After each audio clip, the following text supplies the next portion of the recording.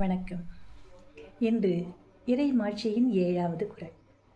சென்ற குறளில் பார்த்தோம், கடுஞ்சொல்லன் அல்லனேல் அப்படின்னு வந்தது. அதாவது கடுகடுன்னு இருக்கக்கூடாது. ஏன்னா அவங்களுக்கு அந்த ப்ரெஷர் இருக்கும். அதனால் அவங்களுக்கு டக்குன்னு இனிமையாக பேசுதல் அப்படிங்கிறது கொஞ்சம் சிரமம். எவ்வளவு பிரச்சனைகளை அவர்கள் மேற்கொள்கிறார்கள். ஆக அவர்கள் எப்பொழுதுமே சிரித்த முகத்தோடு மக்களோடு வலம் வருதல் வேண்டும். அதை அவங்க பழக்கிக்கணும். அதுதான் உண்மையும் கூட. அப்போது இந்த மாதிரி குணங்கள் இருந்தால் என்ன, எல்லாரும் ராஜாவை பார்க்கறது எதுக்கு போவாங்க? தன்னுடைய குறைகளை கூறுவதற்காகவும். அந்த மன்னன் அதனை செவிமடுத்து கேட்க வேண்டும்.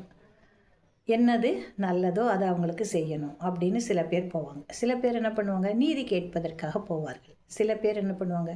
பரிசில் வழங்குவதற்காக போவார்கள். ஆக மன்னனை காண்பதற்கு ஏதோ ஒரு காரணம் எல்லா மக்களுக்குமே இருக்கும் இல்லையா? பெரும்பாலும் மக்கள் அவனை அந்த அளவுக்கு நேசிப்பார்கள். ஏன் நேசிக்கிறாங்க? நமக்காக காது கொடுத்து கேட்பதற்கு ஒரு ஜீவன் இருக்கிறது. நம்முடைய சிக்கல்களை தீர்த்து வைப்பதற்கு ஒரு தலைமை இருக்கிறது. அந்த மாதிரி நினச்சி தான் அவங்கக்கிட்ட போகிறோம். அந்த மாதிரி போகும்பொழுது அவர்கள் என்ன செய்ய வேண்டும்? முதல்ல அவங்கக்கிட்ட நல்லா பேசணும். இனிமையாக அவர்கள் பேச வேண்டும். சரி, சில பேர் இருக்காங்க, வறுமை பாடி இல்லைன்னா தன்னுடைய வறுமை நிலையை சொல்லி அவர்கிட்ட எங்களுக்கு ஏதாவது ஒரு வழிகாட்டுங்கள், இந்த வறுமையிலிருந்து விடுபடுவதற்கு எங்களுக்கு ஒரு நல் வழியை காட்டுங்கள் அப்படின்னு போவாங்க.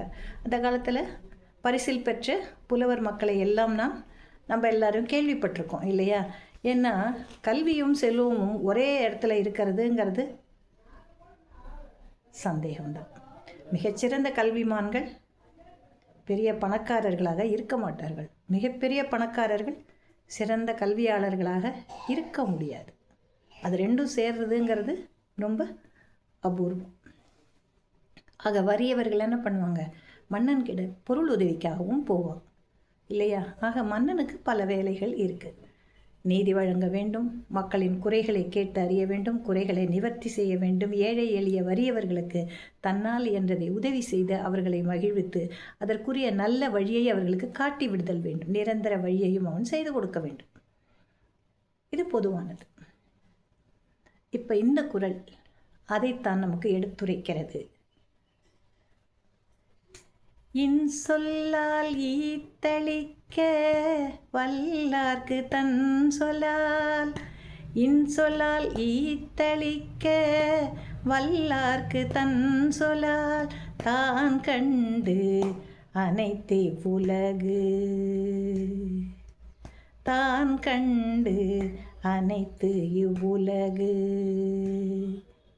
இன்சொல்லால் ஈத்தளிக்க வல்லார்க்கு தன் சொல்லால்.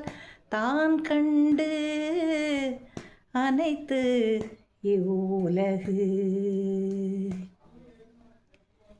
எளிய மக்கள், வறியவர்கள் மன்னனை இறைவனாக எண்ணி அவனிடம் போய் கையேந்தி நிற்கும் பொழுது இன்சொல் கூறி முகம் மலர்ந்து அவர்களை அழைத்து அவர்களுக்கு பொருளுதவி செய்து எந்த வகையில் அவர்கள் பயணித்தால் அவர்களுக்கு சிறப்பான வாழ்வு அமையும் என்ற நல்ல வழியினையும் ஒரு மன்னன் வகுத்து கொடுக்க வேண்டும், தன்னுடைய சொல்லாலும் செயலாலும்.